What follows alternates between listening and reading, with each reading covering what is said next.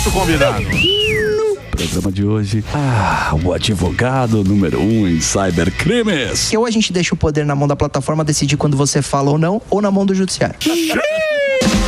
O cara que manja tudo e mais um pouco sobre crimes cibernéticos. Você não quer cair em golpes internéticos? Interrogação. Então vamos prestigiar o doutor Luiz Augusto Durso. Muito bem, Luiz Augusto Durso, nosso homem, aqui está ele.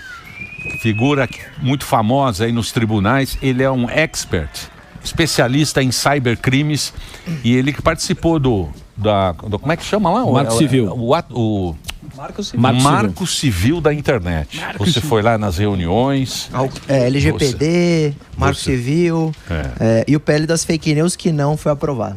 Muito bem. Pelo menos participando dos debates, né? Ajuda. Tá bom. Então, mas é isso que as pessoas têm que ficar ligadas, porque às vezes o legislador, ele cria uma lei, tipo essa lei do Léo Lins, que deu essa confusão. É verdade. Mas isso é por quê? É porque a gente não está muito ligado no legislador. E o legislador, na maioria das vezes, é péssimo. Você acha que eles são muito ruins? Ou eles fazem isso de sacanagem para ferrar a gente? Eu acho que, Emílio, que existem os atécnicos, então tem uma parte que não entende nada de tecnologia, e isso viralizou, inclusive, em manifestações públicas de deputados ou senadores chamando criptomoeda de creptomoeda. Elon Musk. Bitcoin. Até Como o que eles Elon falaram? Bitcoin. Tá na cara que esse indivíduo não entende do tema. Só que ele precisa legislar sobre o tema e votar. Então, eu defendo que a gente crie essas comissões especiais que já existem, mas que, de alguma forma, o legislador tenha que se aprofundar mais sobre a matéria para poder votar. Porque ele está decidindo o futuro de uma lei que poderá ser muito positiva ou muito negativa para o futuro da nação. Então, tanto a população como o legislador têm a obrigação de se engajar. Qual é a obrigação da população, além de cobrar? Na hora do voto, escolher melhor. Porque se a gente está pensando que grande parte das leis no Congresso Nacional seguirão no direito digital, a gente precisa de gente que entenda. Então tem que ser um tema como se fosse uma obrigação do indivíduo mostrar que conhece para ganhar aquele voto. Você viu a matéria, você viu o William Bonner falando mal das redes sociais? Não vi, Emílio. O William Bonner, tem uma entrevista bacana do William Bonner, eu peguei na internet. Com o Bial, talvez. Não, ele estava em Cannes, parece. Então não é essa não vi. E ele estava falando o seguinte, ele falou que o problema da rede social é que a rede social tem muita mentira. Eu vi essa entrevista. Você viu essa entrevista? Vi. Porque ele falou o seguinte, não, nós na época, no Jornal Nacional, nós éramos as pessoas que dávamos a credibilidade ou não para uma notícia. A gente dizia na época, eu acredito que anos 80, anos 90 era mais ou menos assim. E a rede social, a internet, ela foi uma revolução. E essas pessoas que até então tinham o poder com a população perderam totalmente. Hoje o Jornal Nacional não quer dizer mais nada. Perderam o protagonismo. É um jornal igual o Band News de madrugada. Igual o jornal da Jovem Pan. Sim. É a mesma coisa. Não, mas o peso, você está falando do peso, a importância. Você acha que ele tem razão nesse aspecto? Terá que ter alguém para dizer o que é sagrado e o que é profano? Uma curadoria? Na rede? Não. Porque ele falou que é horrível o futuro do mundo. Não é horrível e é assim, quando a gente define que só a imprensa tem o direito de dar a informação e a gente presume a credibilidade, tem os lados positivos e os lados negativos. Porque a gente tem viés editorial, a gente tem o próprio jornalista tendo opiniões pessoais e políticas e ele acaba transferindo aquilo para a notícia. Então hoje, por exemplo, aquele que quer consumir o conteúdo profissional de jornalismo, ele precisa ser plural. Ele precisa ouvir todos os lados para chegar na conclusão do que aquela notícia de fato é. Eu acho que isso é importante. A gente vê agora na guerra, né? A gente vê ambos os lados, vários lados, a depender da emissora que está dando notícia. Então é importante o indivíduo que quer se atualizar ter várias frentes de informação. E aí a gente tem uma frente paralela, que é a internet, que é imutável, não tem como a gente voltar atrás, e ela é muito democrática. Então, com certeza, isso é bom. Não é que o futuro será péssimo porque a internet deixa todo mundo dar notícia e falar. Não acho. Eu acho que a internet veio para mudar esse cenário e democratizar a informação. Isso é ótimo. É perfeito. Perfeito. Só que do mesmo jeito que naquele cenário antigo, que só a imprensa falava, e hoje nós temos todo mundo falando, a gente tem lados positivos e negativos. E o que a gente traz em alguns pontos é combater os lados negativos para a gente enfrentar esse futuro que tanto a imprensa como a internet vai falar e dar informação. E aí tem formas, né? Essas são as possíveis questões. Porque hoje, como que está? Hoje quem está definindo quem fala, que sempre pergunta, a gente vai precisar de alguém que defina? Não tem que ter alguém que defina. Mas quem está definindo? As próprias redes. Porque o único poder administrativo hoje que tem capacidade de remover um usuário, de banir ele para sempre, ou remover uma publicação, é uma empresa da rede social. Ela é a única força administrativa. A força judicial é o juiz. Então nós temos dois possíveis órgãos de controle, a própria rede social e o judiciário. São quem hoje pode remover um conteúdo.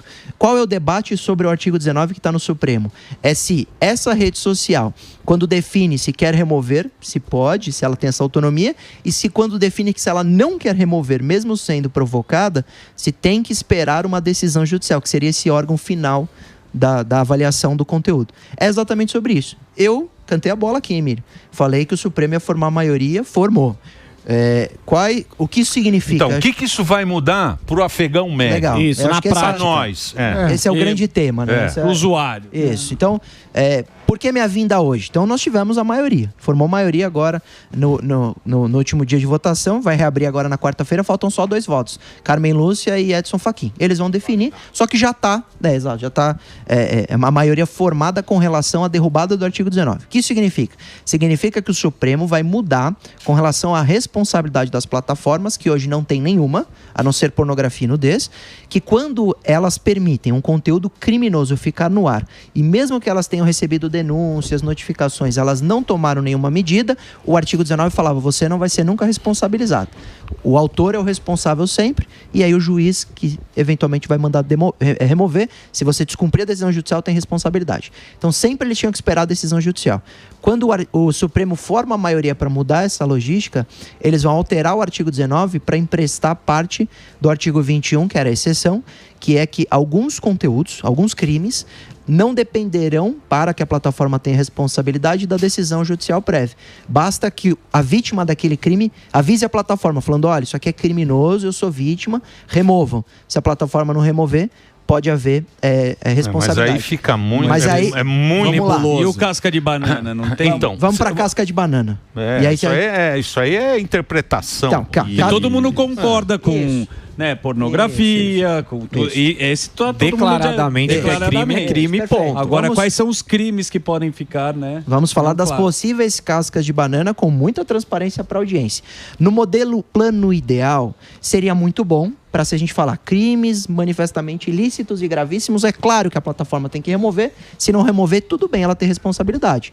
Terrorismo, racismo e outros crimes que a gente sabe que são manifestamente ilegais. Induzimento ao suicídio. Isso é inegável, não tem debate. Tá bom. Qual é a possível casca de banana? Quem vai definir agora, nesse julgamento, esse rol de crimes são os próprios ministros do Supremo.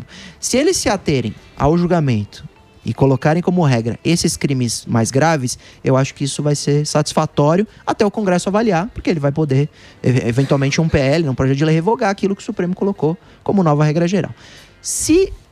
E aí nós temos o Congresso sempre piora. É por isso que os caras fazem isso, porque os caras não fazem nada lá. Possível casca de banana. 2 votos que trouxeram temas subjetivos.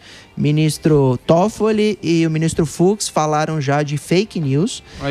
Um outro ministro falou de crimes contra a honra, que é difamação, injúria e calúnia, que são temas muito subjetivos. O que é fake news para você não necessariamente é para terceiro. E para a plataforma, e por que aí vem a história da plataforma falar, então eu vou apagar mais conteúdo porque eu vou ficar com medo das multas. Exato. Porque se eles forem punidos por fake news, eles vão definir também previamente o que é fake news e sair apagando para não tomar indenizações. Então, tomara, para que não tenha casca de banana, que o Supremo coloque no novo rol crimes manifestamente ilícitos. Lembrando que nós temos dos 7, 3 votos que falaram de conteúdos subjetivos, e isso me incomoda profundamente. Então ainda nós não sabemos a resposta, porque o Supremo vai julgar novamente a regra. Ele derrubou o artigo, agora a nova regra eles vão julgar. Você viu a lei eleitoral? Presta atenção, gente. Eles estão votando agora a lei eleitoral, é o seguinte: se porventura você, meu querido, entrar na internet ali na época da eleição Pois não. e colocar em dúvida alguma coisa da eleição, 7 anos de cana. Mentira! Porra! Vai ser votado. Tá errado, não pode passar. Então, mas não adianta a gente falar aqui, porque a gente fala aqui, mas Não pode questionar nada. os caras vão lá, voto de madrugada, entra do nada, não sei o quê, é que nem o Léo Lins. Mas- Aí o cara então, mas aí- veio aqui, ficou chorando, ficamos chorando aqui, não sei o quê. Agora fica todo mundo debatendo, agora a Inês Já é foi, morta, já meu. foi. Mas por isso que o debate é importante. Já enrabou, e a como gente diz tem... lá em São Manuel. A população, Emílio, tem poder nas redes sociais. Eles esquecem que hoje eles têm 2 poderes, no voto e nas redes sociais. Então, por exemplo, eu acho muito positivo esse debate sobre pele das fake news, sobre o artigo 19 do Marco Civil, porque isso é importante, né? O Supremo ele só está julgando o artigo 19. Todo o resto de regulação de plataforma é um tema do Congresso, que vai voltar em breve a ser debatido, que inclusive teve a história lá da Janja convidar um representante do TikTok para vir para o Brasil. Isso tem que ser tema vivo, para que a população não deixe passar nenhuma regulação que censure. Agora, o Então, artigo mas 19... eles pioram. Porque, por exemplo, a injúria racial e o racismo na votação, nesse caso do Léo Lins, era o seguinte: eles chegaram à conclusão que injúria racial e racismo era a mesma coisa. Equiparou. Era essa a discussão. Isso. Aí tinha um caso no jogo de futebol, que era no estádio, de gritar macaco. Lembra disso? Sim. Então eles colocaram isso na lei. Baseado nessa história, colocaram também em entretenimento. Sim. Quando colocou isso, era um caso do jogo de futebol. Que é o racismo recreativo. Que é o racismo, que é o racismo que teve lá, que é aquela toda história. Mas o legislador foi lá e falou: muito boa ideia, vou colocar em entretenimento também. Foi onde ele entrou e agora qualquer humorista pode ser preso, pode entrar por isso. Por quê? Porque o cara vai lá e faz a lei e não pensa na consequência. Isso sim, às vezes pensa e propositalmente usa um caso. Porque o que o legislador, quando quer aplicar uma lei, aprovar uma lei, faz para a população em geral? Ele pega um caso gravíssimo, que é inegável, que nem o racismo no futebol. Aí ele fala, essa lei é para combater isso. Só que a população não vai parar para ler o artigo da lei que vai lá pro Código Penal. Quando você vai ver, você começa a ver que aquele artigo é muito mais amplo. O desdobramento é gigantesco. Exato, e não pega só. Porque o artigo que vai para a lei é regra geral. Então, quando você pega um caso concreto para regulamentar e criminalizar, você criminaliza o caso concreto e todos os outros na regra geral. E aí pode ter um problema de interpretação ou um problema proposital de incluir para ter censura posterior ou para ter punição gravíssima, que a gente tem que criticar. O problema é, hoje nós temos esse Congresso que muitas vezes traz esse tipo de lei que é aprovada, mesmo a população usando as redes sociais, parece que na hora do voto esquece. Vota mal. Esse Congresso é o que está aprovando essas leis, votado pela população.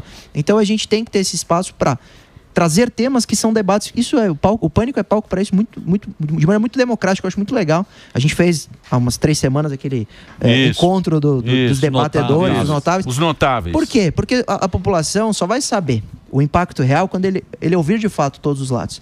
A gente está tendo também um problema grave, inclusive nas redes sociais, de você tornar, com efeito bolha, você está isolando muitas vezes o cidadão e ele não ouve o outro lado, ele não sabe o impacto. Porque, por exemplo, vamos supor que a lei veio de uma iniciativa da direita ou da esquerda. Como aquele indivíduo só recebe conteúdo daquele lado, ele vai achar que aquela lei é maravilhosa e não ouviu o outro lado. Então está faltando um pouco sair da bolha. Por isso que eu falei, consome... Porque a lei é para todo mundo. Exato. E vai pegar todo mundo. E uma hora você acaba caindo na... Por isso que a gente tem que antecipar aqui, que nosso objetivo aqui não é dizer que a lei é para isso, porque ele é antecipar o debate. O nabo que vem e vem gostosamente. Antecipar o nabo. Já falamos muitas vezes de regulação. Eu vejo muita gente fechando o debate. Eu não fui a Brasília, quando o pele das fake news, para bater palma para a lei. Eu levei, acho que, salvo engano, 25 artigos que eu levei só para criticar. Falaram, esses artigos eu acho absolutamente perigosos, que pode ferir a liberdade de expressão. Outros artigos eu elogiei, inclusive no último debate aqui a gente elogiou de, por exemplo, vincular o cadastro numa rede social, um CPF. Alguns temas que dá para colocar em certa regulamentação. O problema do Brasil é que a gente está levando o tema como se fosse um bloco. Ou você leva o nabo, ou não existe lei. Não, muitas vezes a gente pode ter leis boas ou leis que não são boas não sendo aprovadas. Às vezes a gente está pegando temas que repercutem, como do racismo no futebol, para passar temas que estavam lá esperando a oportunidade de um tema grave para aprovar. Sim. Você acha que você acha que as plataformas vão embora do Brasil se apertar para elas? Porque não tem condição de... Em resumo, temos a maioria do Supremo, esperamos que o Supremo tenha cautela agora no novo rol. Se o Supremo trouxer um rol ruim, a gente ainda tem o Congresso como segunda opção, porque o Congresso a qualquer momento pode mudar essa lei que o Supremo vai agora trazer com a inconstitucionalidade. Ele tem que trazer uma regra nova. Se tiver ruim, o Congresso está lá e tomara que, se o Congresso verificar algum exagero, algum abuso que está fazendo as plataformas removerem conteúdo quase de maneira a censurar o usuário, que isso seja modificado no Congresso. Agora, com relação às Big Techs, Emílio, eu não tenho dúvida que elas não vão embora.